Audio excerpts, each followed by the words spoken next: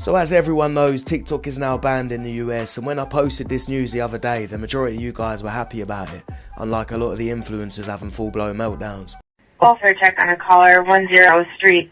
RP is saying they love TikTok and is very incoherent.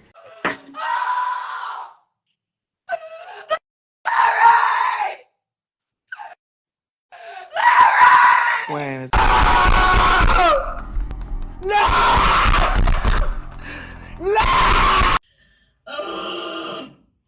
You guys, I'm not okay. I am okay, but I'm not okay. I'm crashing out. My precious TikTok. You know, it's funny. I'd say this is the worst thing that boomers have done to the younger generation. About to lose my job on TikTok as an influencer. I just wanted to clarify a few things. My house, I pay $2,000 a month for my house. And then I just bought a 2025 Mercedes SUV. So let's just clarify that, because you guys were wondering like what I meant by that. So in total, I pay like probably almost $10,000 in bills and food and just my lifestyle. I want to thank everyone who sent me money on Venmo. I was able to get a total of $6,000 already. Like, that's so nice. Like, no one's ever done anything like nice for me before. But yeah, guys, right now I'm really worried, because if TikTok's banned, like, what are us influencers really gonna do? Like, we have nothing to go to. So I'm probably gonna sue the government, because without TikTok, there is no me, there is no influencer. My bills are too high to work at McDonald's. Like, that's just not gonna ever happen. That's just not a thing.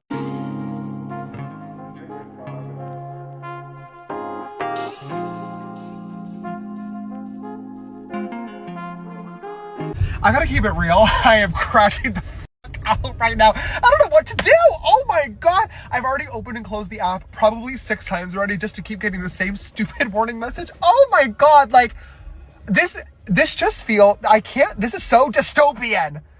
First of all, I feel pathetic that I am freaking out like this over an application being unavailable on my phone. But also, like, this has been a massive part of our life for the last 6 years.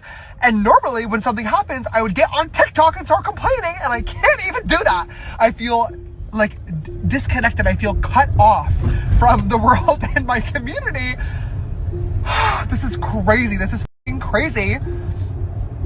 God, and I can't, like, now I'm rooting for Trump? Ew! God, like, make America great again, I guess. God. Please save me, Donald Trump. Please. I'm asking you. Please save me. All right, TikTok isn't available right now. Law banning TikTok has been enacted in the U.S. Unfortunately, that means you can't use TikTok. So I guess TikTok. It only gives me an option to close the app. Do not leave the fucking stream. Yeah, TikTok. If you leave, guys, if you leave, you're gone. Wait, it popped up the moment I opened my thing. They might not. How many viewers do we have? Still says the same. Oh fuck! It came up on this phone. How many stream? Oh, how many? God. Guys, breaking fucking news. This one has 23K. Go to Twitch. Go to Twitch. Go to Twitch. And to the U.S. government, I'm never forgiving you for this. And I'm never going to trust you ever again, because you just, like that, took away millions of people's income and livelihood. And who does that? So I'm never trusting you ever again with anything. So I'm starting to give up hope that there's going to be a Hail Mary moment at the end of this that's going to save this app. I feel so dumb coming on the internet and crying about an app. But the fact is that this has been a sense of community for me for years now. And it got me through really, really hard times in my life.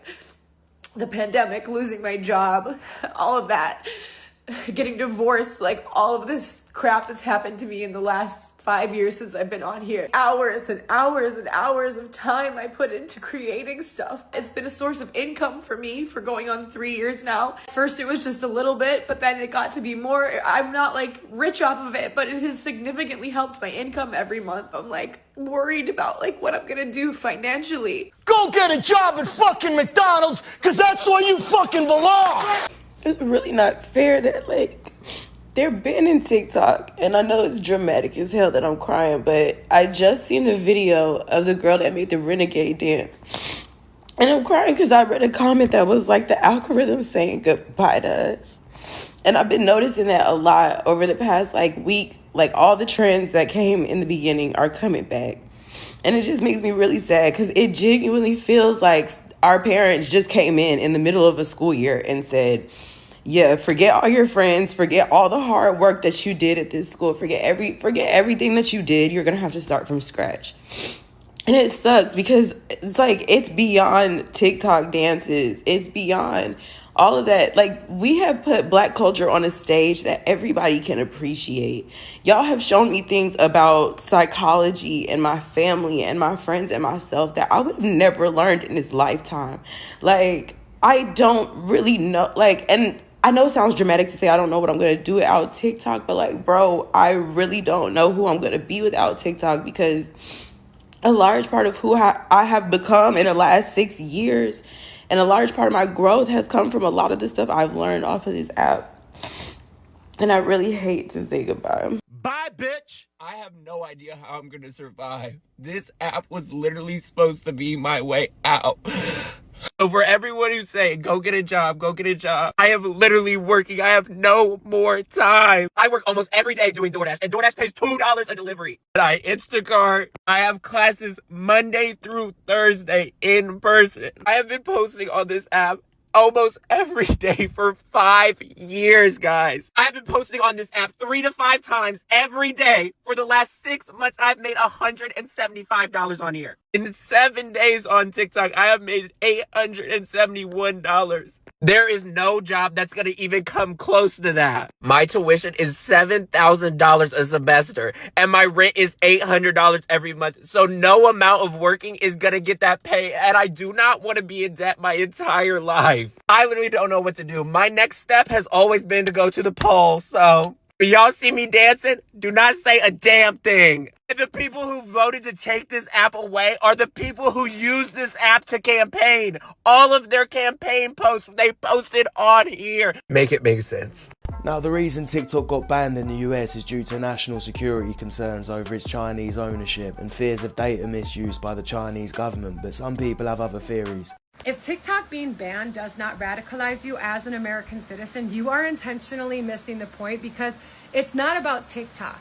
It's the fact that Republicans and Democrats across all legislative branches can expeditiously and unanimously pull together like never before, and probably never again, to streamline legislation banning a social media app while completely ignoring everything important to us.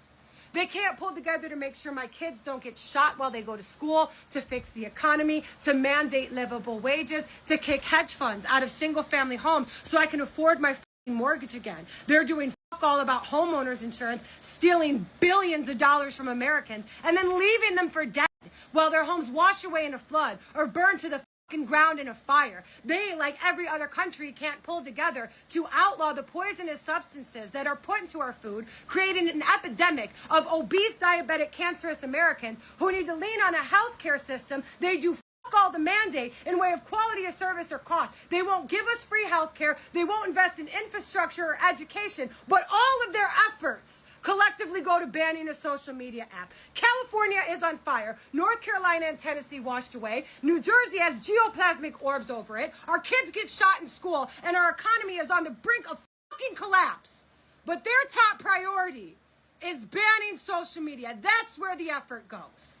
This is Representative Michael McCaul, and you may not know him, but if you're on this app, you should, because he wrote the bill to ban TikTok. But he's also done some other really interesting shit recently. So here's Mike's recent questionable activity. On March 3rd, he authored the TikTok ban bill. Then on March 22nd, he invested $150,000 in Meta. On the 26th, he invested another $150,000, and on the 28th, he invested another $150,000. So about 3 weeks after writing the TikTok ban bill, this man invested $450,000 in TikTok's competitor. Oh, and then what did he do once he saw his TikTok ban was going to be included with all the Ukraine funding? Well, on April 1st, he invested $350,000 more in Meta, followed by the 5th, where he invested that again. And then about a week later, of course, he voted yes on the bill he wrote. So within the span of 40 days, this dude wrote the TikTok ban bill, proceeded to invest $450,000 in the competitor, and then invested another $700,000, taking his total investment in Meta to $1.15 million.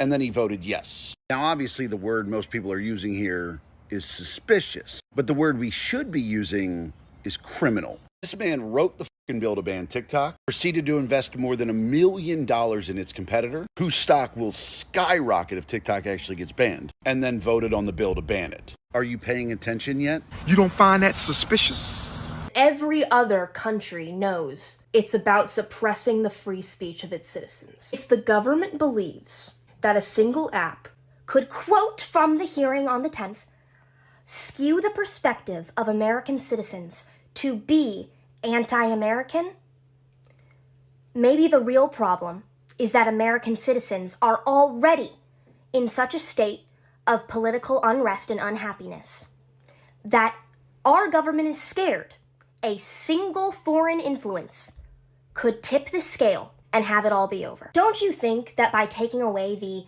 and I quote, key communications channel of Americans, it's gonna make those 170 million Americans a little more anti-American? Maybe Congress knows and understands that. Maybe the government knows that the backlash it will receive from banning TikTok does not outweigh the threats that come with its existence. Not in a matter of national security, but in a matter of being the most popular news and media outlet that the government cannot control. Maybe, if this was actually a national security concern, the government would be banning all Chinese-developed apps, like Shein and Temu, that collect the exact same amount of data as TikTok. Because maybe it knows TikTok is something special. You can't politically organize on Temu. I do believe that banning a social media app like TikTok is a violation of the First Amendment. I haven't had a chance to read the ruling yet, but very disappointed. 170 million Americans express themselves on TikTok on a daily basis, and it's just wrong for the government to ban it. Most of the reasons the government banned it were based on accusations, not proof.